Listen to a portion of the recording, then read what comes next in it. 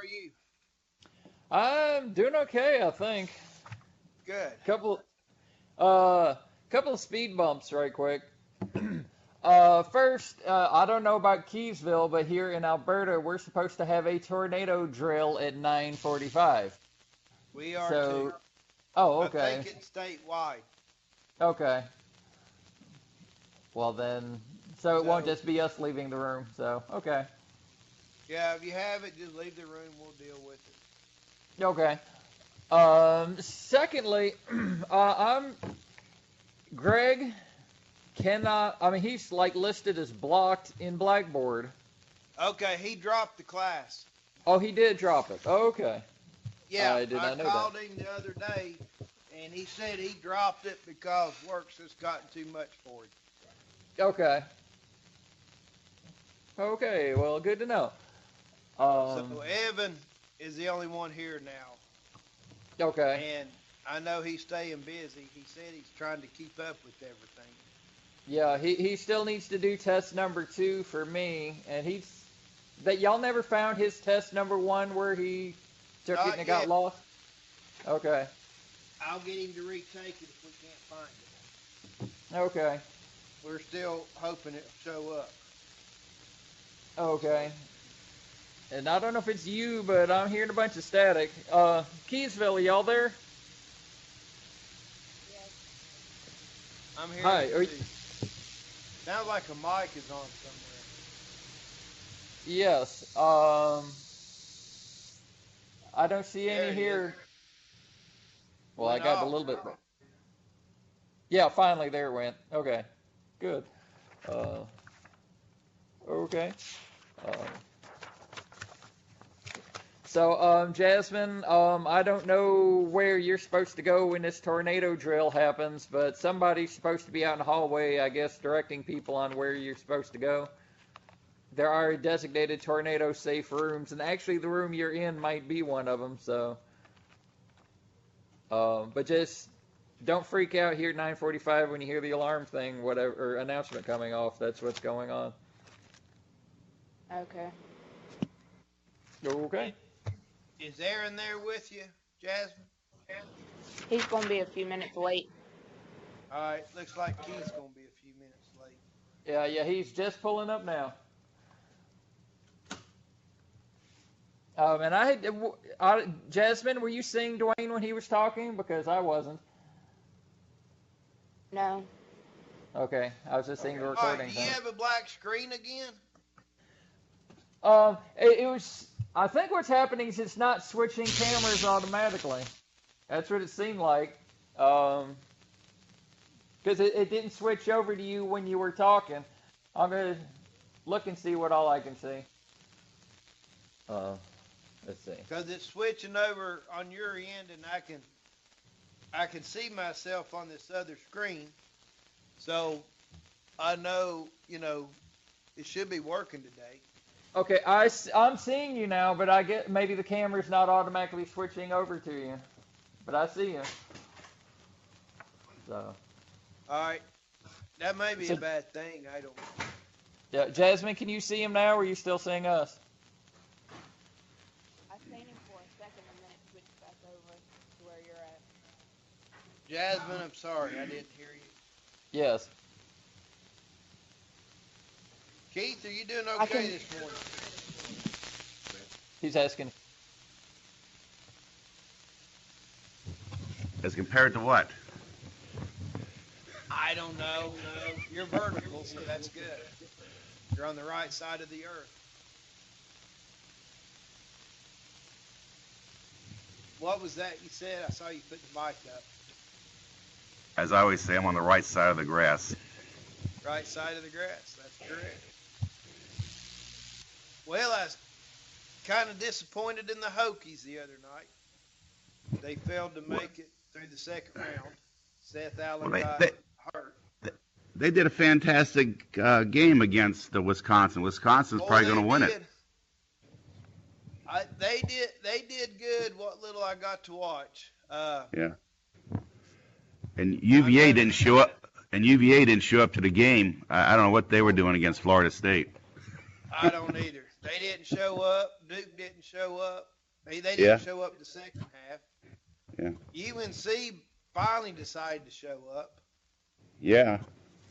That's the I only. think that's the only ACC team left in there, I think. Yeah, that's the only ACC team left. So, We'll find out Thursday night. yeah, hopefully they'll make it. Kentucky's looking tough, and Yeah. Gonzaga. Yeah. So far, my bracket's looking okay. So Really? yeah. Villanova lost. You didn't get. Yeah, busted yeah, on yeah. that? I had Villanova going to the Final Four, but that was it. But a lot of people had Villanova, Duke. Of course, that whole region is done for me. But I'm in pretty good order otherwise.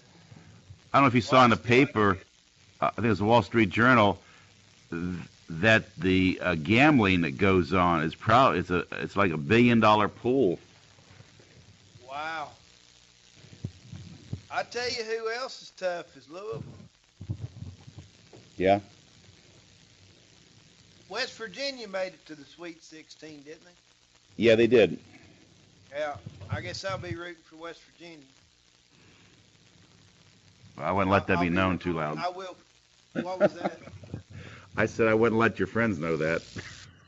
Oh, I tell you what, my part of the country, people root for Tech, they root for Tennessee, and they root for West Virginia. Just as Yeah. long as they don't hurt each other, and then their true colors come through. Tennessee, I could see, but Well, you got to remember, West Virginia borders several of the counties around here. yeah. And a lot of people work in West Virginia, in the coal mines, and a lot of our relatives are from West Virginia. So,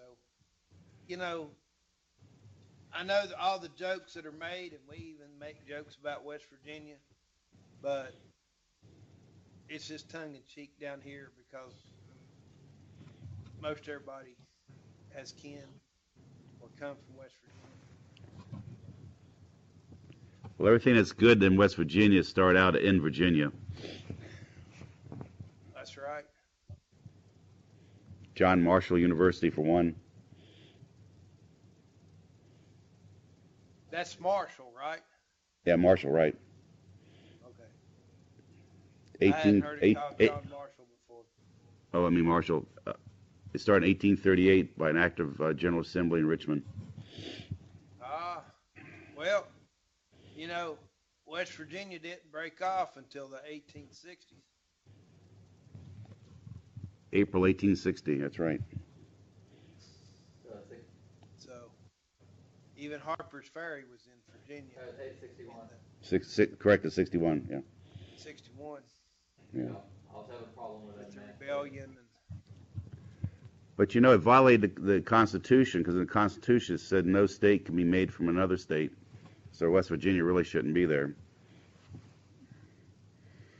well, that's interesting. I didn't know that. Yeah, Not that we want to take it back. that's true. That's right.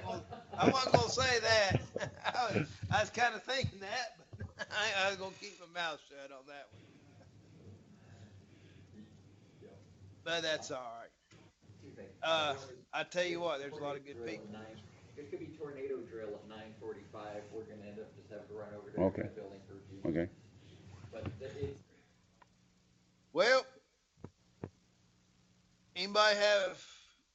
Well, I talked to Jasmine yesterday. Did you do anything interesting this weekend? Keith. Jasmine said she just hung out at the Speedway. She likes racing, wrestling, and arithmetic. That your 3 yards, Jasmine? Yes. Yeah.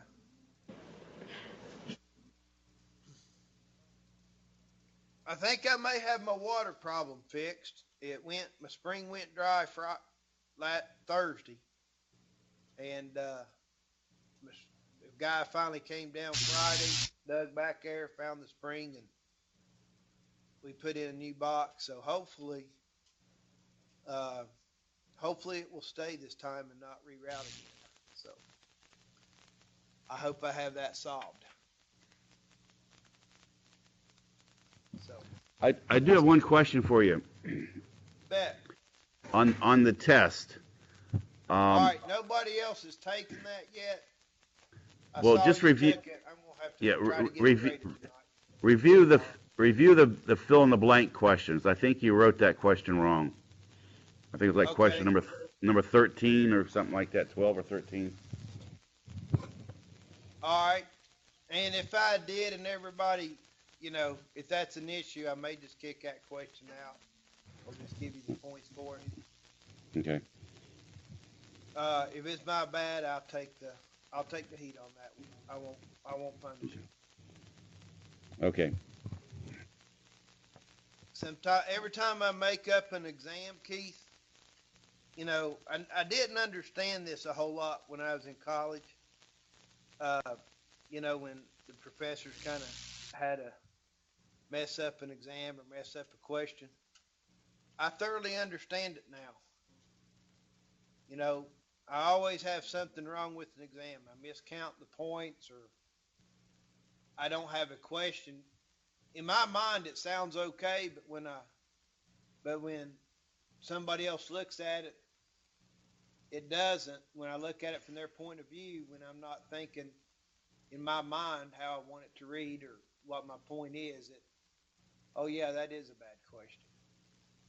Because I get, at least that's the way my mind works. I may be thinking it and it sounds perfectly logical to me until I get away from it or somebody points out this isn't clear. So. Well, I think you gave the answer where you're supposed to be filling the blank. I think that was the issue there. I tell you probably what happened.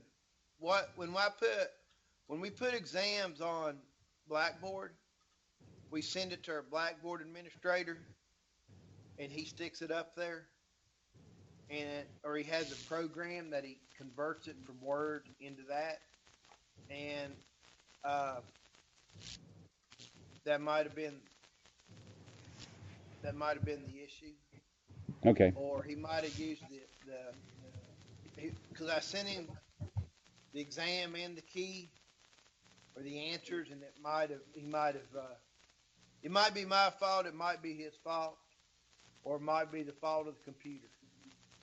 So if the answer's in it and everybody gets it right, everybody gets it right. But if if it's not a good question, I'll take, it'll be my bad. I won't punish you guys for it. So it'll work out. Okay.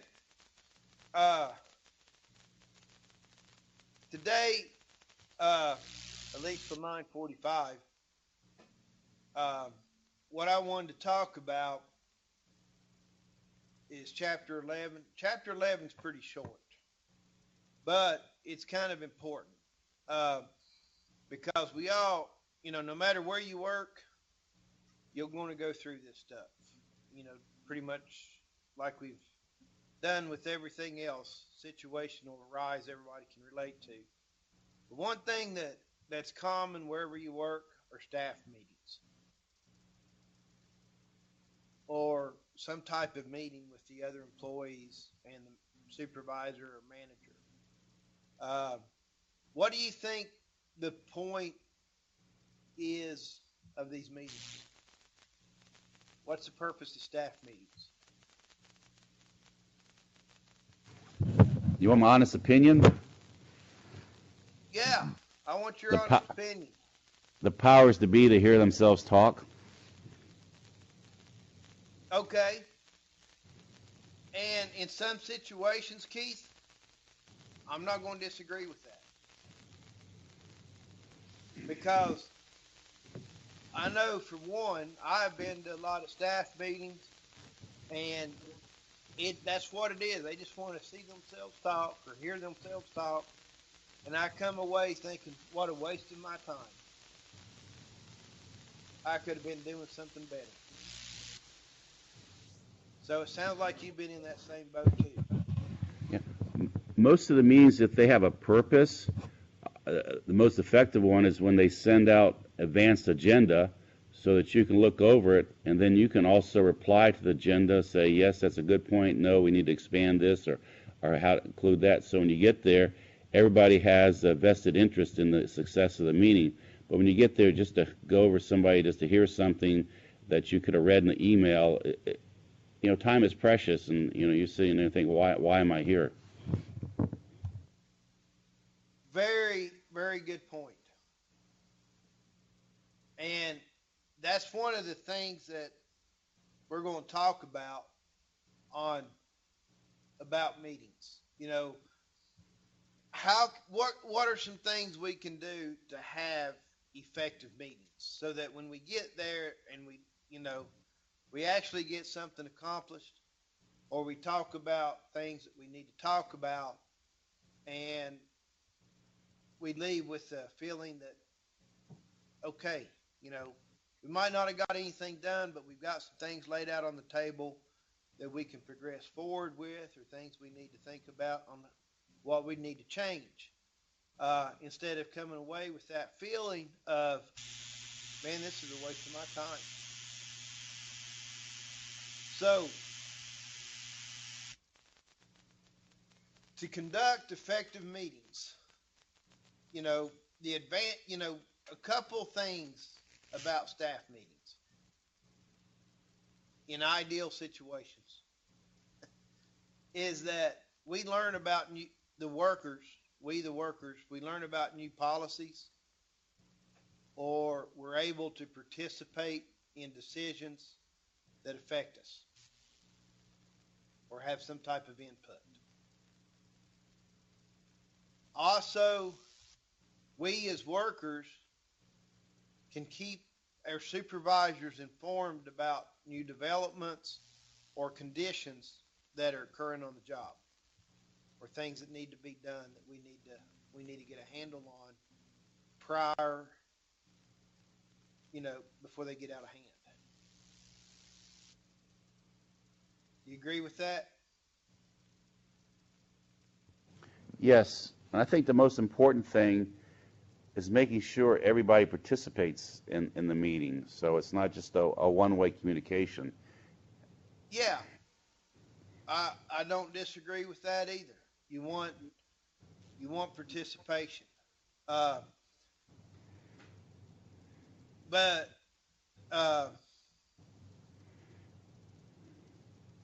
that's correct. So,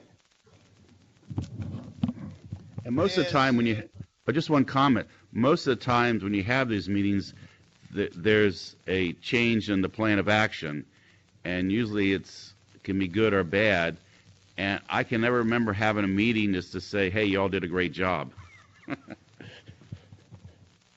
okay, and that may or may not be the case, or it may be specific where you were at. One place I worked when I was with the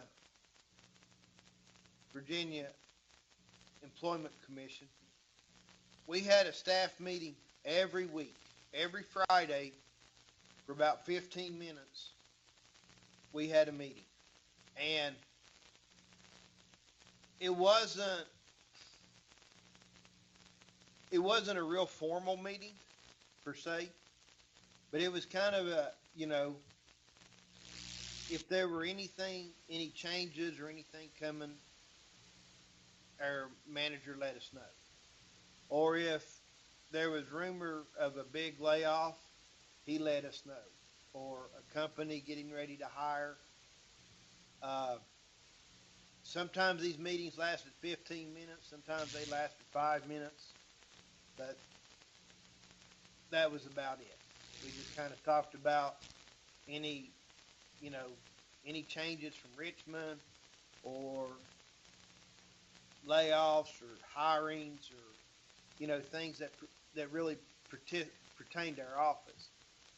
And in regards to where you said that sometimes the people never got a congratulations or a thank you, that's one thing our our boss up there did.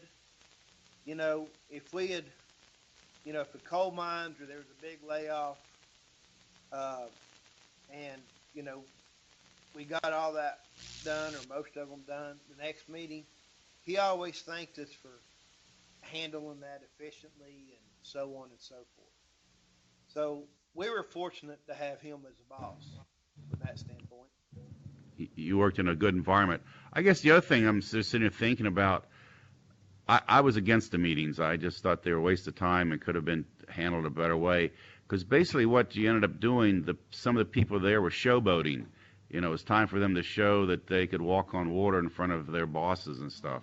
And so you ended up wasting most of the time dealing with that instead of getting to the real issues of why you're having the meeting.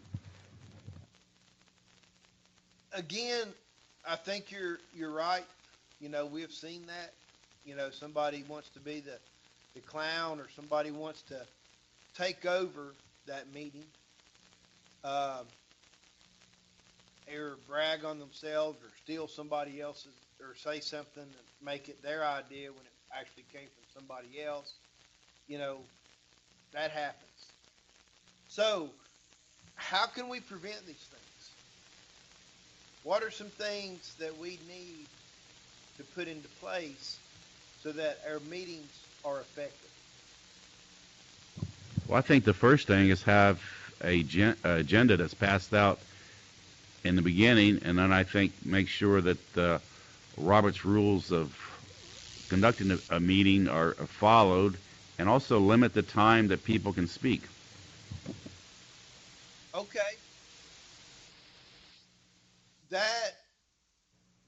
Those are really good. And those help a lot. And those, you know, we'll touch on. You're spot on with that. You know,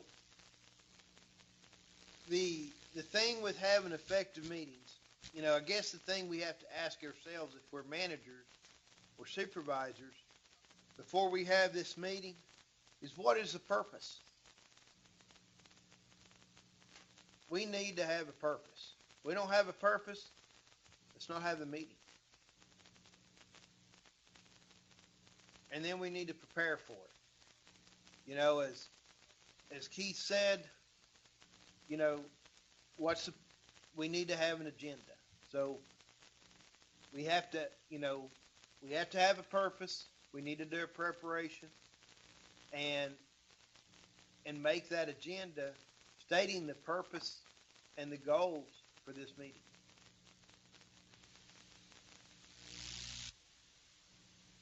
And the couple things that we need to continue, you know, keep in mind, again, follow through is important. If we have a meeting and we're talking about changing policy or changing something we're doing, or we're going to implement some type of change, we need to make provisions to follow through prior to the meeting. You know, and come up with, hey, you know, this is how we're going to follow through with this, and check this is going to be done. And then after, you know, the other thing we need to continue to ask ourselves about a meeting is, what are we going to do differently because we met? You know, if we have a meeting, we have a purpose, we have goals, but nothing's going to change, do we really need that meeting? Right? One thing in the planning, I've been to meetings that have been staged. By that I mean they've already planned the meeting, they've already planned the results, whatever, and they would actually have plants within the audience to ask the questions that they want, and people to kind of, you know, get the camaraderie going. Say, yeah, that's a great idea. We need to do this. So sometimes the results are pre-planned, and you need to be aware of what's going on when that happens. Wow. I've never, if I experienced that, I had no clue it was going on. I've seen it happen That would too. never crossed my mind. What were you going to say, Tom? I think we have a tornado drill or something coming up. Yeah, I thought he spoke up to say something. Oh, Uh, I'm yeah, sorry. One of the Go buildings ahead. and grounds guys. One of the buildings and grounds guys was talking to me about the tornado drill. But just I've seen sort of not too much the plants in a meeting. I haven't seen it too much in person, but I have seen it. But like Apple Computer, they're pretty bad about doing that. Whenever they're having some kind of meeting and they're showing off new hardware or that kind of stuff, 2/3 of the people in the audience are Apple employees. So when, Steve Jobs or whoever's holding up the new iPhone, all the press people are supposed to be going ooh and ah, but then you have a whole ton of Apple employees that are getting paid to go ooh and ah. Huh. So trust nobody. You know, I'm I'm just kind of thinking, like when we have staff meetings here at the college, and they're usually on a regular basis. That just kind of, and I guess I could get in trouble for saying this. I don't know. I'm kind of one of these guys that, I don't know, once an idea gets planted about maybe there could be some plants in there when they're trying to sell us on something new, kind of apprehensive sometimes because you're thinking, did he just say that and somebody just agreed with him? Because that sounds crazy to me. I'm not well, I saying think they put plants in there, but now I kind of wonder. well, a good analogy, I guess, probably about 5 years ago, Sony had a commercial where the CEOs gives a big talk, and I guess the audience is packed, probably has 500 more people sitting there. It's in black and white. Then at the end of his presentation, does anybody have a question? And it looks around, and one person stands up and asks the question, but you know what the question is, and then it clicks back, and there's an empty seat, and then he says, anybody else have a question? So you have to be very careful when you ask questions, because sometimes the people having these meetings, they're more or less issuing fiats, and they're not asking for your input. The rules have already been decided, and you're just there to receive it and implement their plan of action. Yeah, I've seen people get called down at some meetings when they actually asked a question. Which the other thing is like, for your college, probably like mine in most places, we don't actually see real actual plants, but what you have is you have this group of people that you support everything I say in a meeting, I back you up on everything you say in a meeting. So like we've got like 3 deans here. Now I guarantee that if one dean was to propose something, the other 2 deans would be sitting there talking about immediately jumping up to talk about how wonderful that idea was. So I mean, so you don't actually get paid or threaten people to be going in there to plant, but you do have to watch what people are saying because they may not actually believe it. Yeah, and I don't, I don't think they've had plants here. I think they may have. I don't know because between here and some, when I was a county extension agent, Yeah. some of the things or ideas, and people back those ideas. Yeah, we see more of the you scratch your back, I scratch mine kind of thing. Yeah, I think that's probably more of what it was. I know when I was with Extension, I think I was the blip on the radar screen. You had all these Extension agents out here, and the radar screen would just kind of go round and round, and when it hit me, it went bleep because I asked questions. And they might not have liked the questions I asked at some of those meetings. And go ahead. And I was just sitting when I worked at a hospital, and when Centera, they're the big hospital management group in the state of Virginia, and had a big meeting that they wanted to change from going from non-contrast ion resolution for x-rays to ion contrast, and there's a big difference in price. I mean, it costs a lot more to to do that. And the doctors were up in there said, no, we can't do that because we need to find a resolution, this and that. And so the CEO was very smart. And he said, well, let me do a little more research on this, because it was like 100% that were going to vote against him. And so a few weeks went by, we had a second meeting, and it was 100% in favor of his resolution. And I was sitting there like, what the hell happened here? And you never guess what he did, the CEO. He rebated part of the cost savings back to the participating physicians.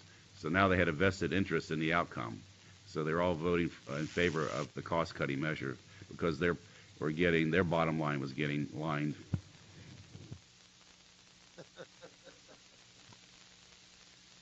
Okay. Interesting.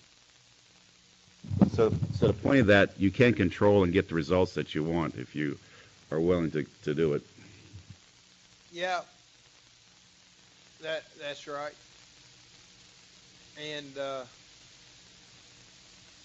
money is the big motivator, as we discussed earlier in class, whether it's good or for the bad, but it is a big motivator. So, with effective meetings, we need to have a purpose, we need to have advanced preparation, we need to set our goals, make a provision for follow-through and assessment, and ask ourselves, what are we going to do different because we met? Now, we've been sitting here talking about different meetings we've been in and different situations. How important, and Keith touched on this a lot, about planning and having an agenda. Without planning, there's no purpose to have a meeting, because all you're going to do is get sidetracked, and you're wasting people's time, you're wasting your time. So make sure you plan. You have to plan, and it's essential that you have an agenda, and you need to keep notes on your meetings. So, when you're having an agenda, you need to have a review of what you went over the last meeting. Set your goals for this meeting, for the new issues or the goals that you want to discuss. And you need to have some type of evaluation of your progress toward the new goals.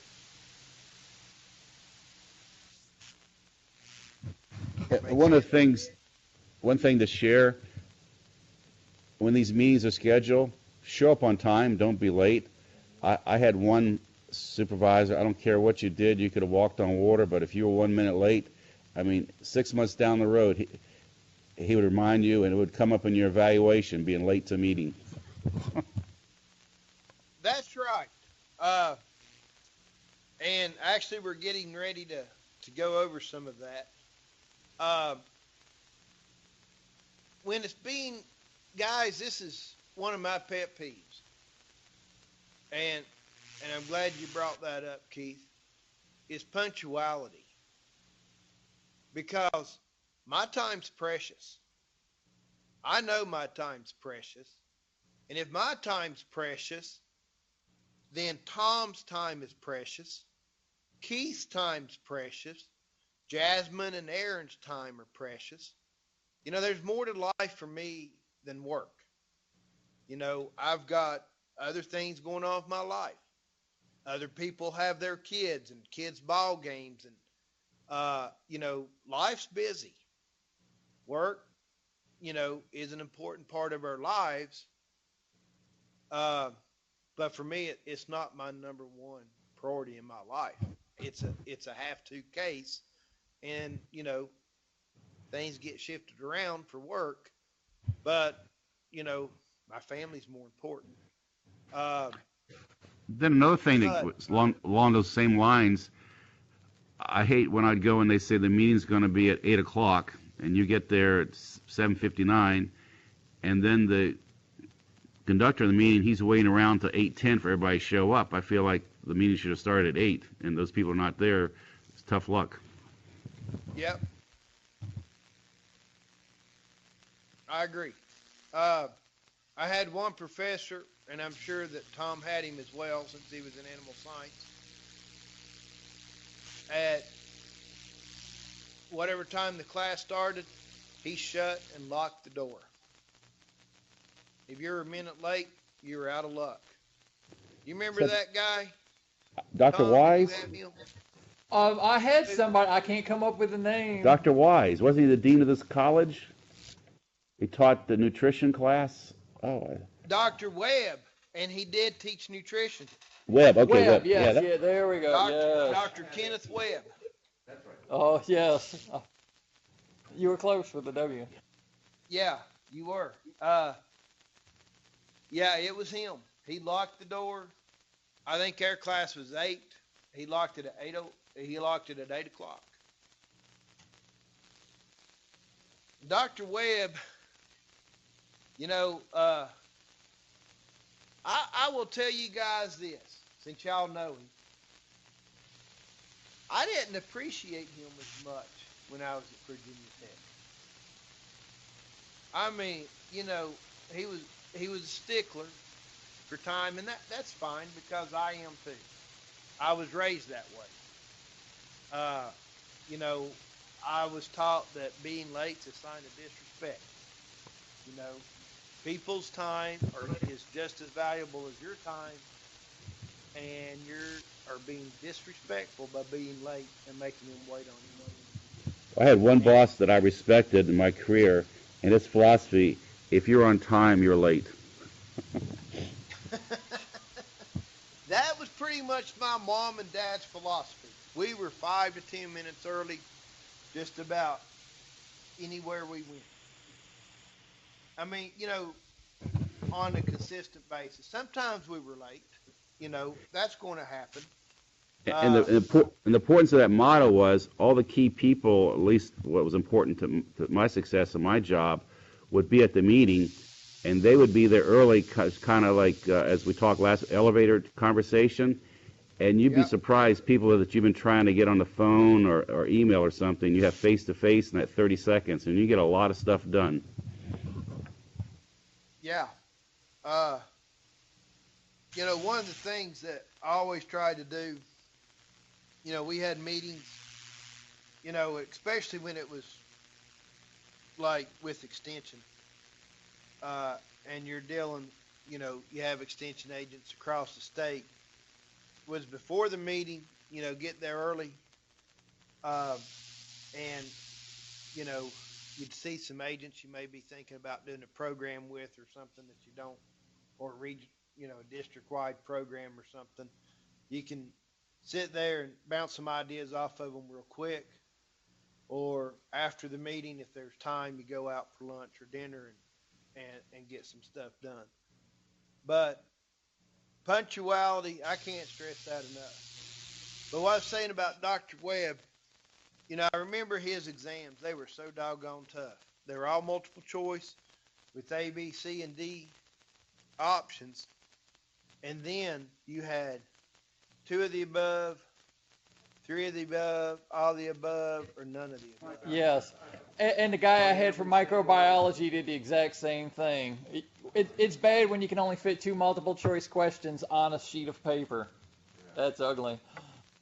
Yeah. And that was his, all of his exams were that way. But as I said, you know, I didn't appreciate him much when I was at Tech. But when I got into grad school and had biochemistry, and we had to know the Krebs cycle backwards and forwards and how to draw all those structures, hey, Dr. Webb made us learn that in animal science. And so or in animal nutrition, so that helped me, you know, when we were doing the glycolysis and Krebs and that jazz.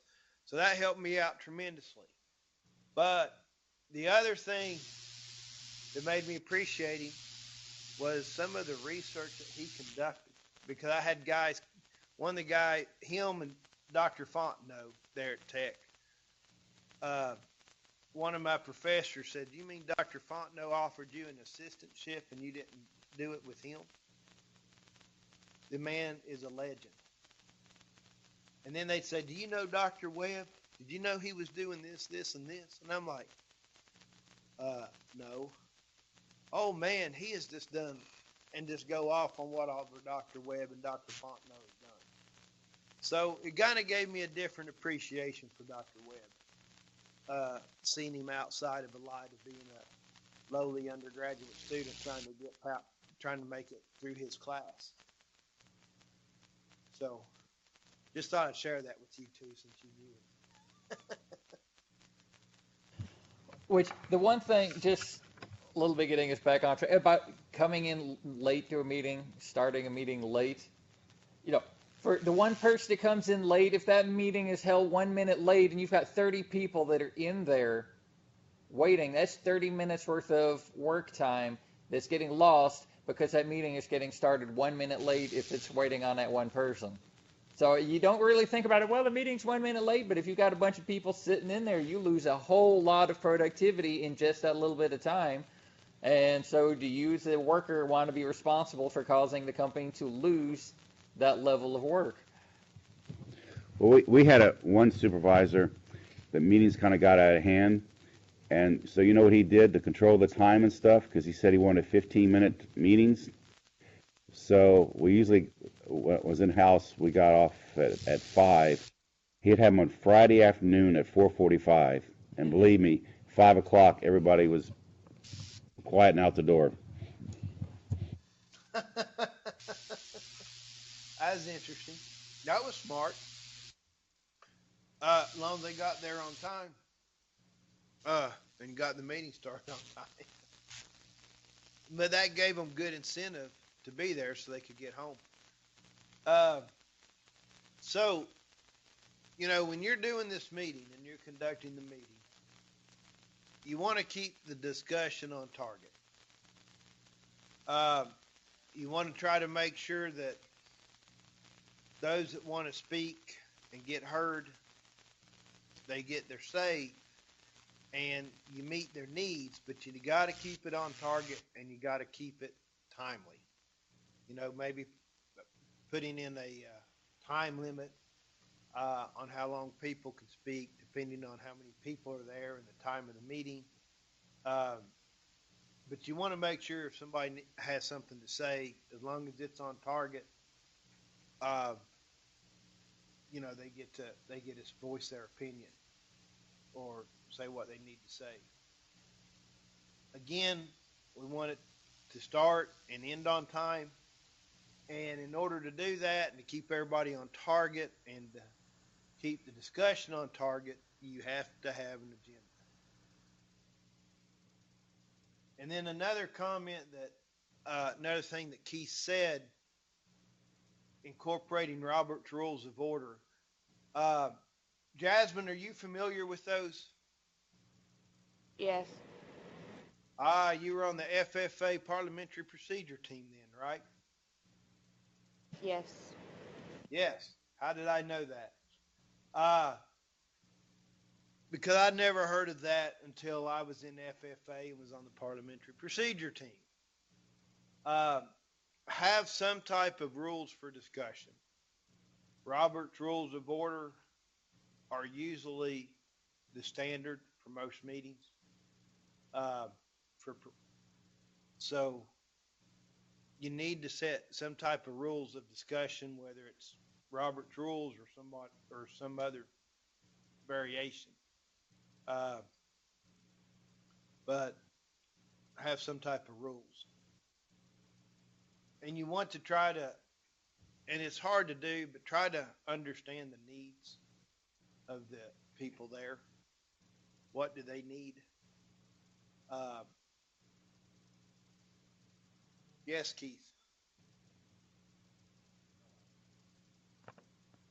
No, I'm just excited. I just got an email from my USDA that the class I took with Mr. Scales last semester, we had to write a funding request, and I just got notice that I submitted it and it was just approved.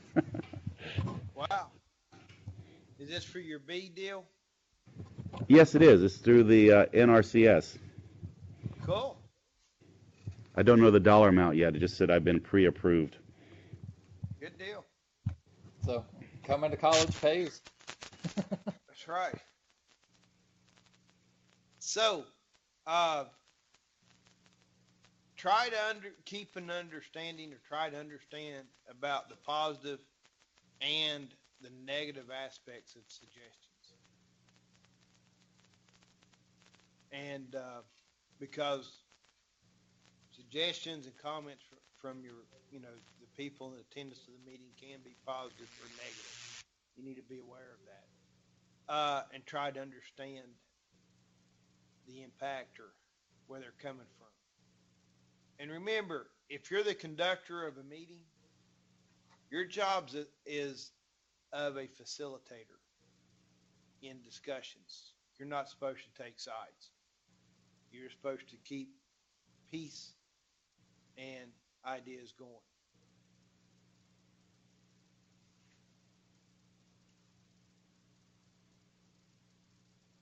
Now, one thing that the workers like to know, or that's important to them, is how much decision making power do they have. You may not have any. The workers may not have any, and they're just being told, or they may have some input on the decisions being made. A lot of places I've worked, I didn't have any.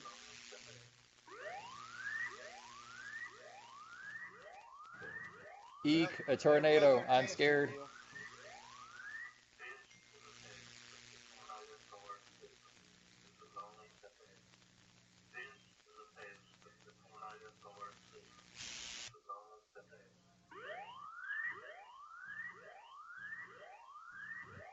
Bye, y'all. Be safe. See you in a few minutes. All right, I guess we got to go.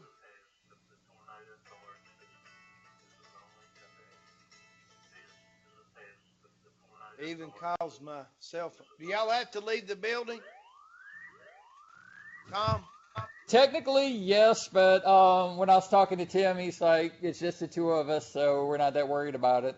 I'm mostly hanging around to listen to hear if I actually hear anything coming over the PA in this building. I don't know if we have one in there. All I hear is on the phone, and they called my phone, but let me see if everybody's leaving. Because, I mean, we're supposed to be going to our designated area and sitting on the floor and getting scared.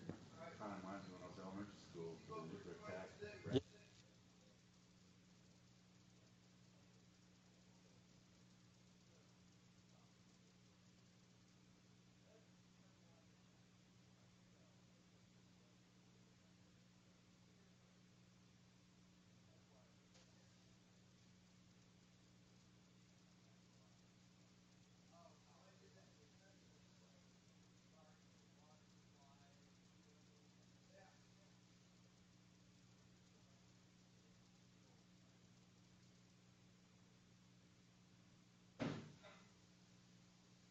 Well, everybody else is still conducting class. None of the students left the other rooms. So, Which Jasmine and Aaron left. I did see that. yeah, I saw that. So I guess it was just a test of our systems. The farmers stuff are losing their shirts and stuff. So we will give them a few minutes to get back in. They have over our. Well, that's cool. You got some funding from NRCS for your bees. I don't know how much yet. It just said it was a pre-approved and there'll be a follow-up. And I was just going to say, if it wasn't for Mr. Scales' class, I would have never taken the time to have written the business plan and did all that stuff, because it took a long time to do that. I mean, it was. I think Mr. Scales, he did about 6 revisions with me. Now, is this for hiring somebody to help you, or expanding your No, operation? this is mainly to deal with I need to increase I learned a lot about doing this. There's two divisions.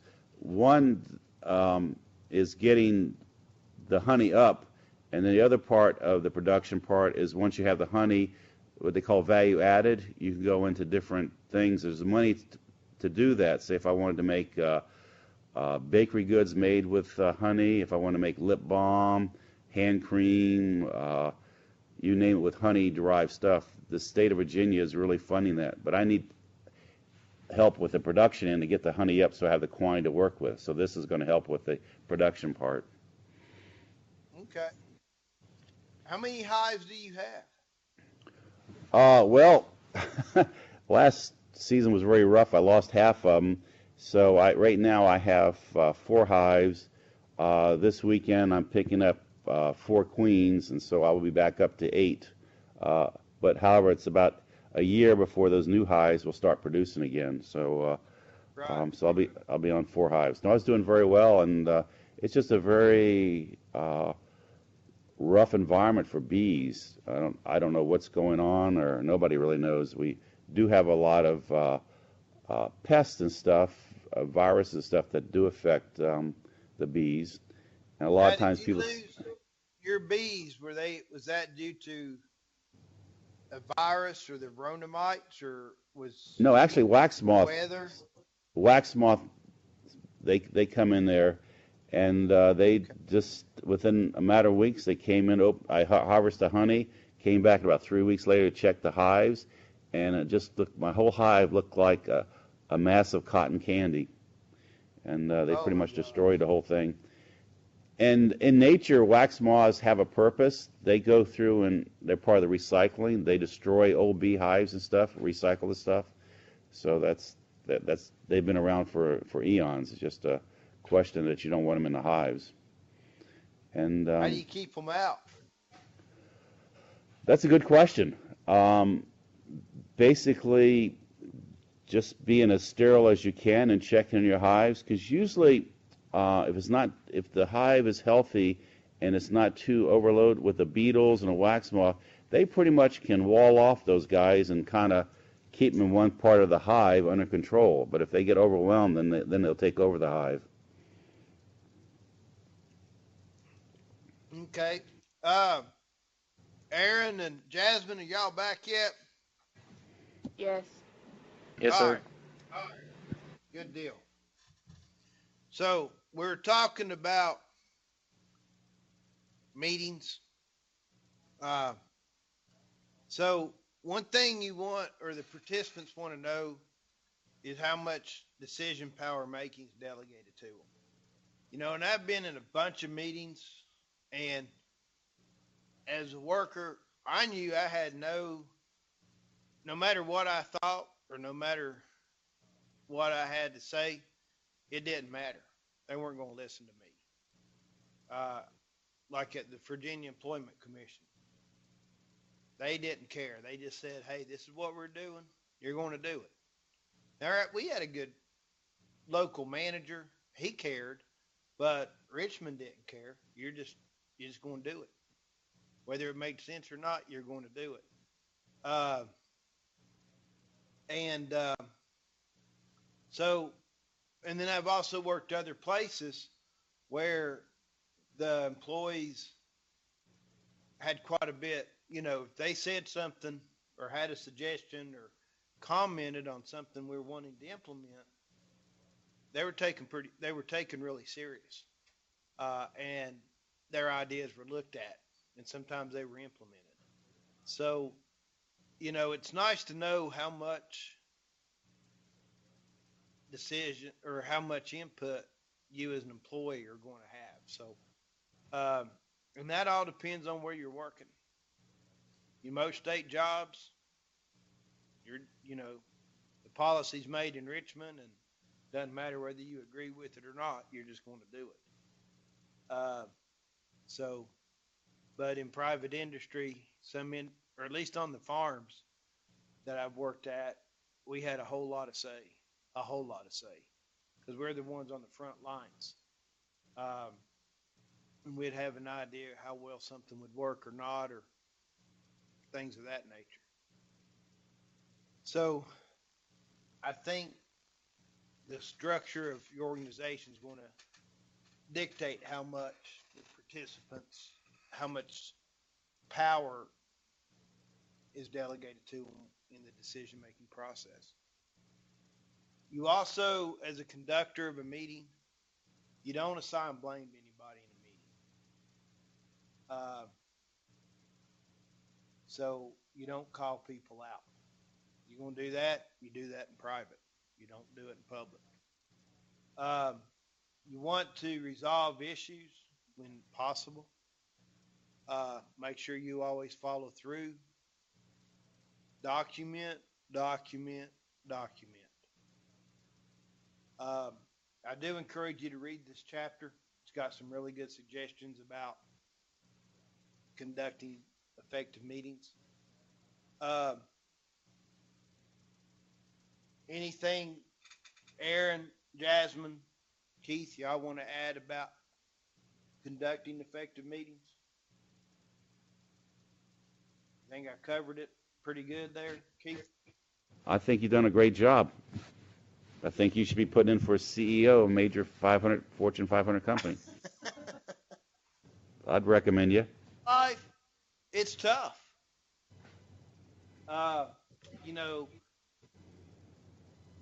everybody's different. Everybody's got different personalities. I've been to the meetings where you've always got somebody up there trying to get the conductor of the meeting off topic, or they're wanting to sit there and try to, they like to hear themselves speak better than hearing the conductor of the meeting, or they want all the attention. And these are some challenges that you're going to face.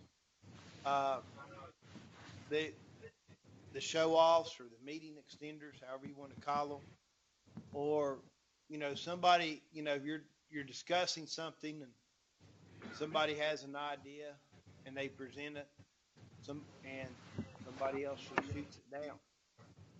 That's go ahead. I'll just say to have a successful meeting, most of the work goes on before the meeting occurs.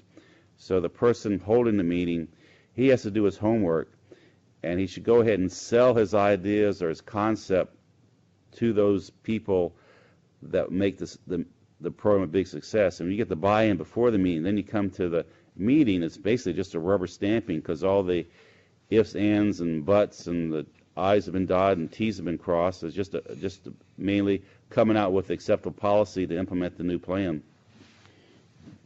And that's a very good point. You need to do your homework beforehand. And, like Keith said, if you're changing policy around, you need to do some homework and get people to buy into it prior to presenting it at the meeting. Because the worst thing that happens, say you've been doing something a certain way since Moses was around, and all of a sudden this meeting you're going to change it. All you're going to do is just have a lot of dissension. It's like, oh my gosh. And then you start creating enemies. They say, well, let's get rid of this guy, because what's wrong with the way we've been doing it in the past? Yeah. Do you guys ever watch that TV show? It's been on for years. Grey's Anatomy.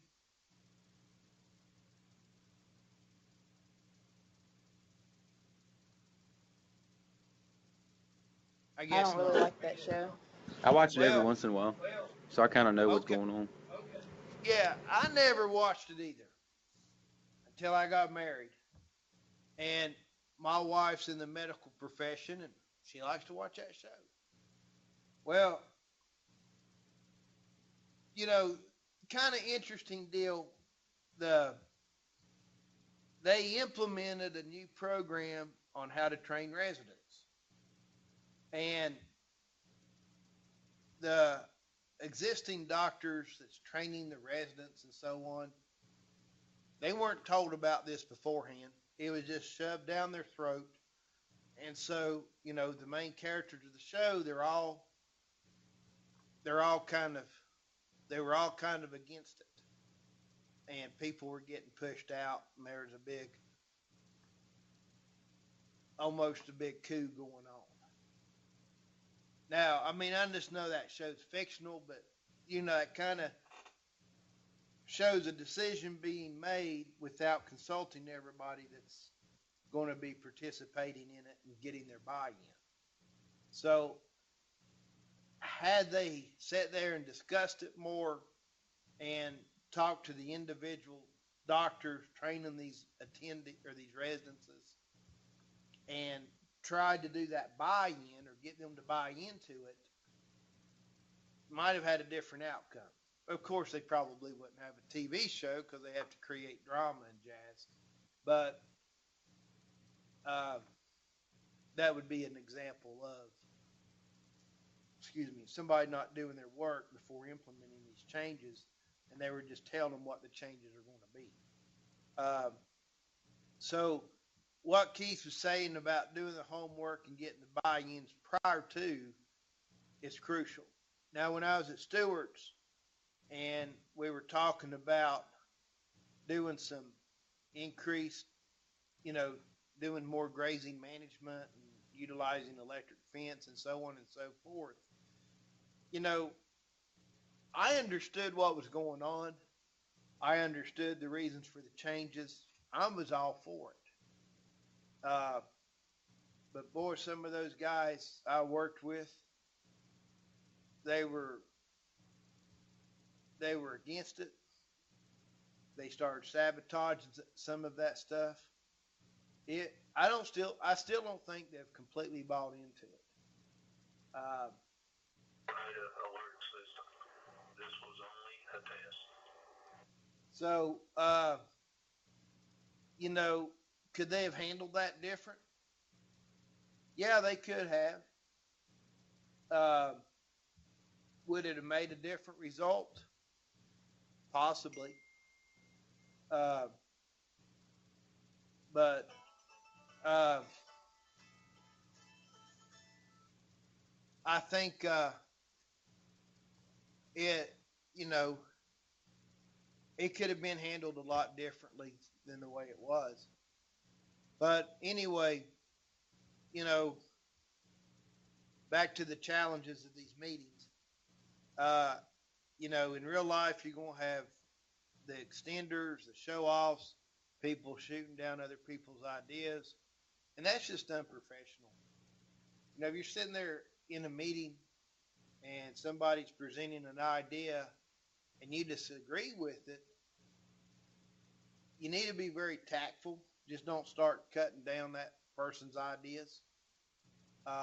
You need to present something in a positive way that your idea, or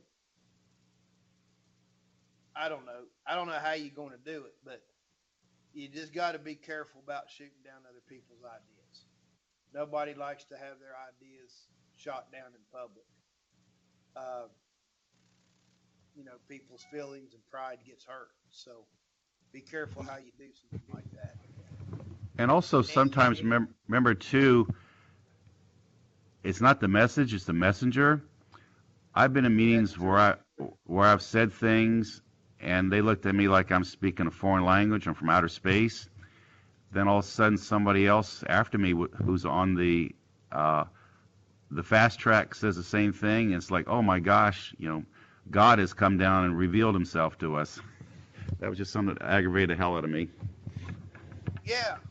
I mean, I don't know, the chosen child or the chosen one, that's on that fast track. No matter what they say, they're going to be listened to.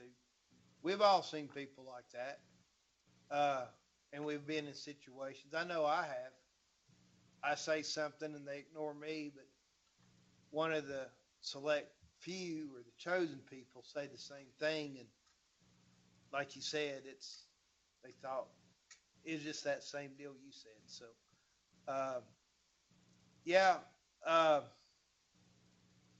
that's something else to keep in mind. Another challenge.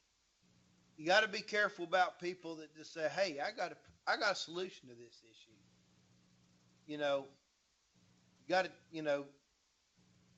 that's good they have a solution, but you better make sure it works. It needs to be discussed. And the And final, oh, excuse me. go ahead.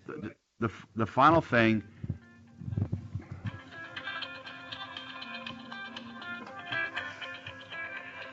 Hold on.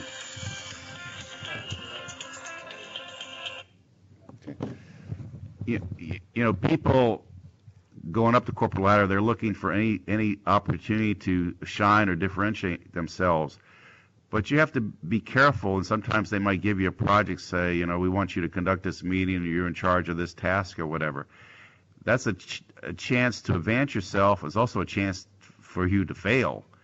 And you need to look at the end result of what you're being assigned, because they might be sending you out on the walk the plank because they don't want you anymore, and they're looking for a way to get rid of you, but they don't have the means yet to do this, and they can come back and say, aha, and they put your name in this task and say, okay, you failed, so you're out of here.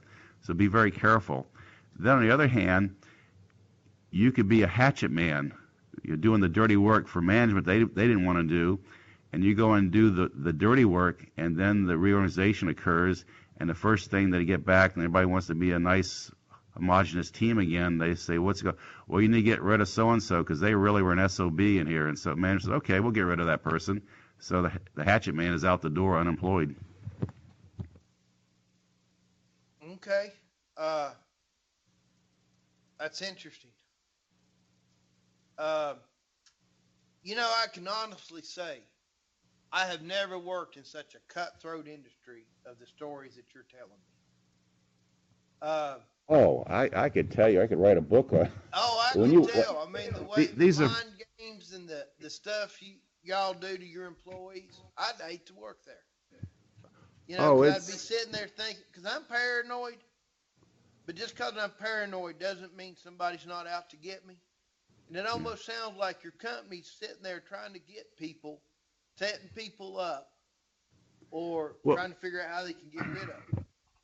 Well, and I was in a very competitive in sales and stuff, and if you didn't bring in more tomorrow than you did yesterday, you're out the door. That's why everybody's employed is successful. You have a bad quota or don't meet it for a while, you're history. So it's a very competitive environment to be at. But here again, it's a very exciting, challenging, and financially rewarding job if you're good at it. Yeah.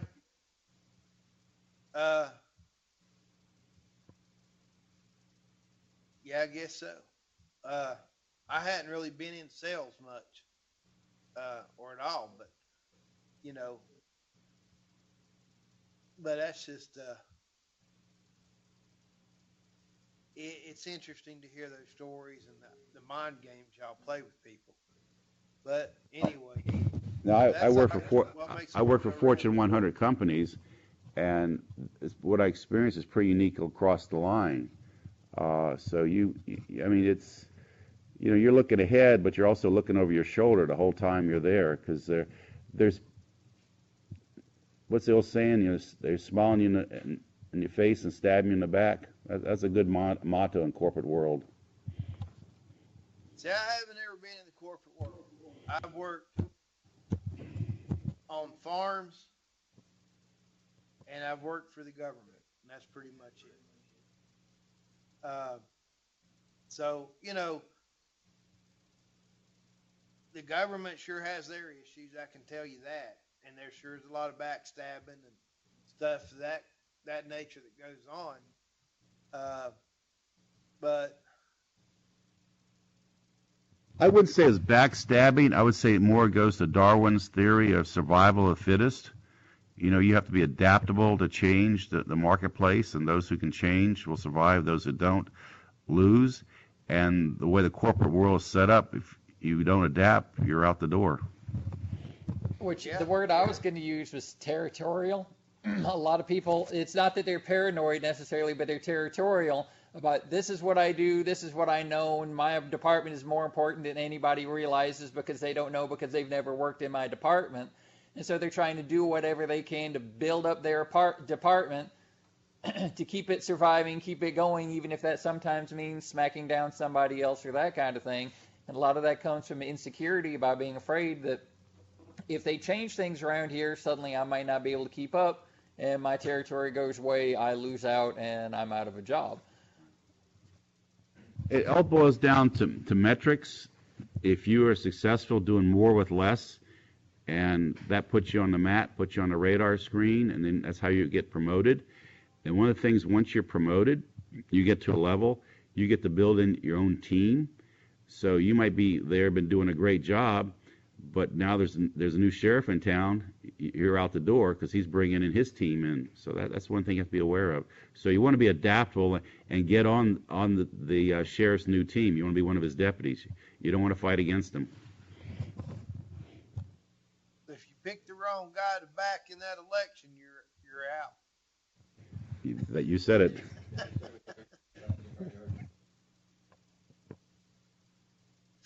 Yeah. I just don't know if I would enjoy working in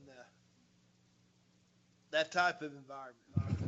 Oh, I loved every minute of it. I wouldn't have changed it for a thing because you're on task. The day goes by so fast, and I had opportunity, be with the President of the United States and stuff, representing different things with J&J. It was just a very experience. And then when President Bush was out of office, I happened to run into him again, and he remembers our encounter because I was on the elevator with him, and I says, nobody's going to believe me. I'm sitting here with the President of the United States and his security guard.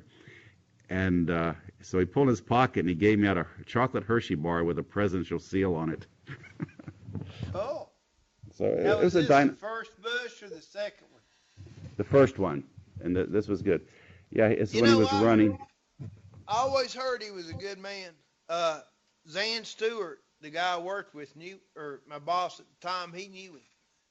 And I don't know if they were at a private school together or something like that, but he knew him personally. And he was supposed to come down to the farm spend a few days. But it didn't work out. Something came up and he couldn't make it. But I was hoping I'd get to meet him. But He and his wife are fantastic. I mean, they would be the mentors. I think anybody should follow their beliefs and teachings and work ethics. well, that's cool. I'd heard a lot of good things about him. So the other challenge you're going to have, guys, is location. Where do you have these meetings? And the question, the situation's always different. So I'm going to tell you Guy's answer. It depends.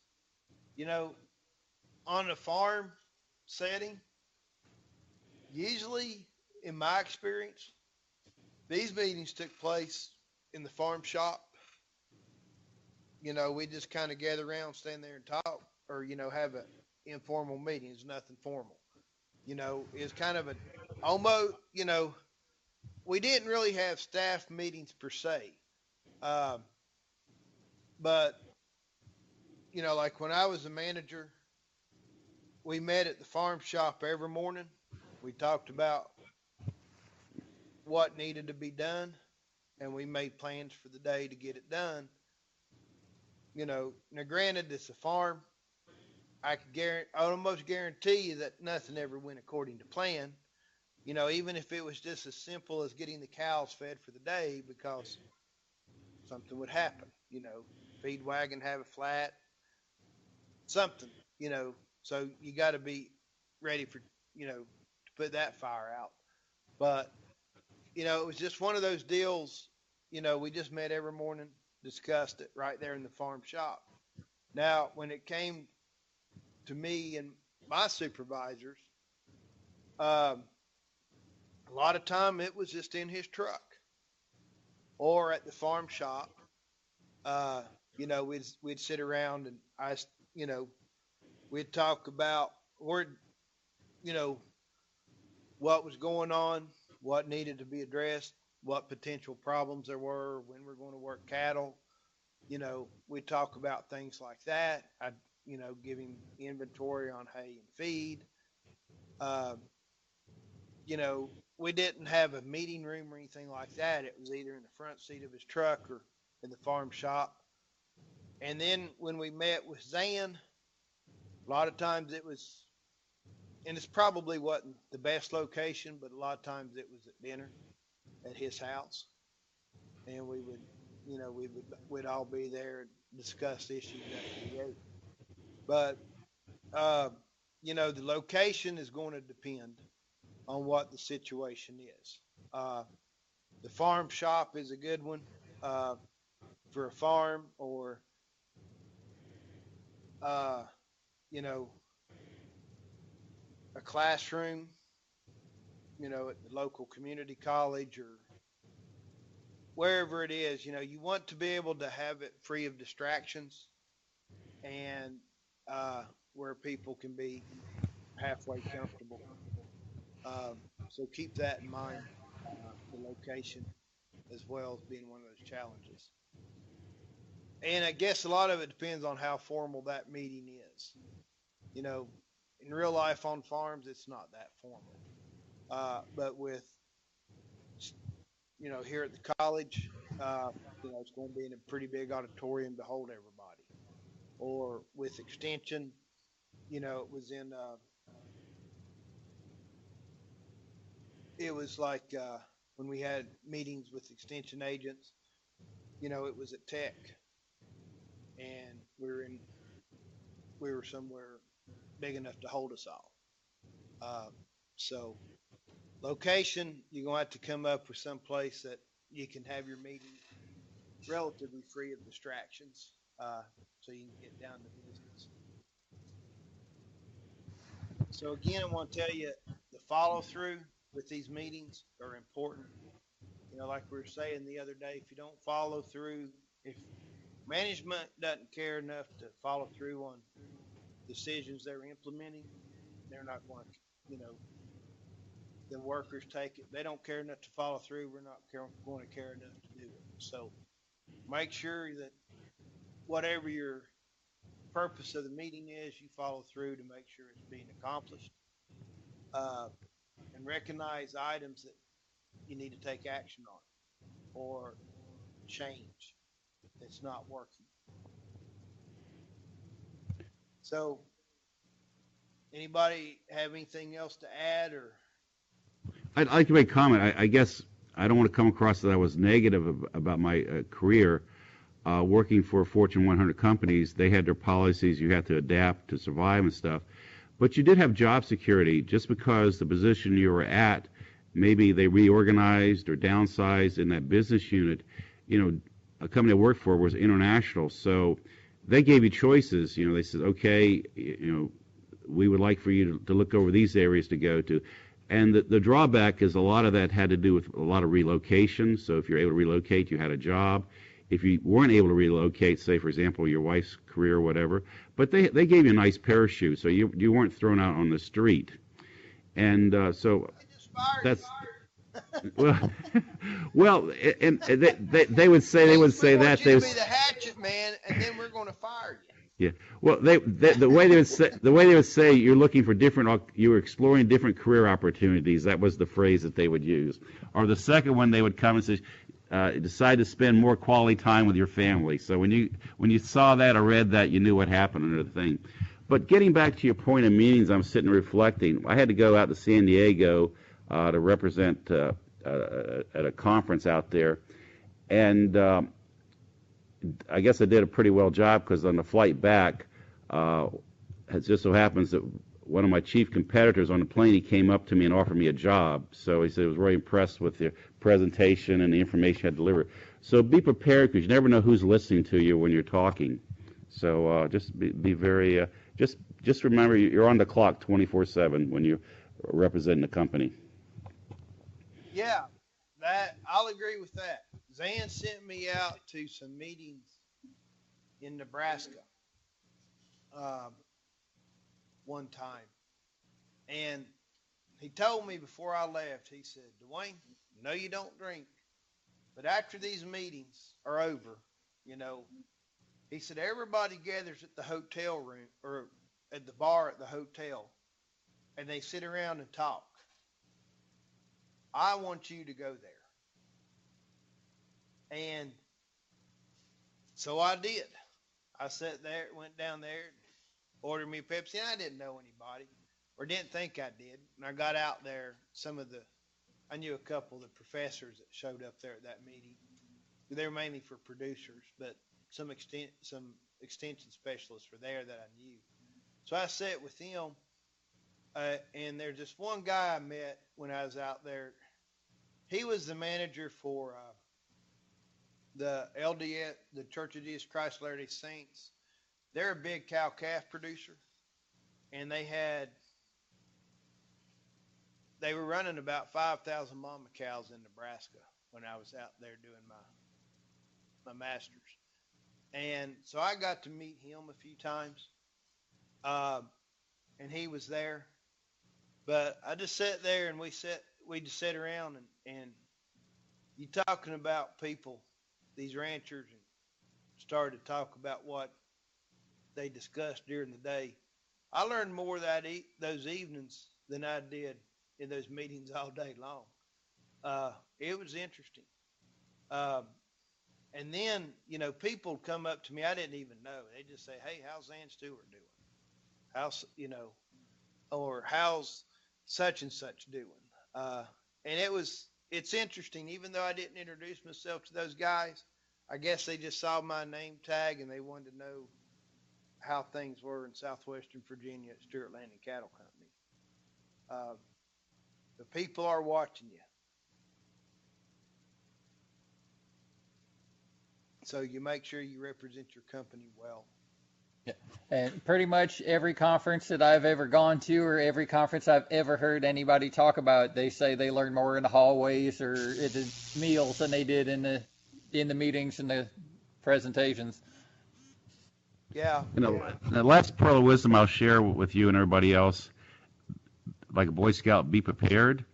So in your briefcase, I always had resumes with me, because when you have a job and you think things are going, that's when you need to start looking for your next job, not when the doors are closing and the lights are being turned off.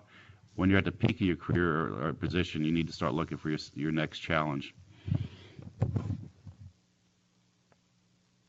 Interesting. See, like for me, I'd probably just ride that out. Man, things are going good. I'm just going to enjoy it and keep working where I'm at instead of trying to switch jobs and uproot my life again. Well, it depends on it depends on your goals and what you want to do. Do you want to be the best at what you're doing, or just want to be the status quo and just kind of ride it out? Yeah. And and everybody has different goals and objectives in their lives, so and priorities. So anyway, we're out of time, guys. Sure appreciate your comments, Keith. I have lots of pearls of wisdom. Yeah, your pearls of wisdom. It's fairly interesting.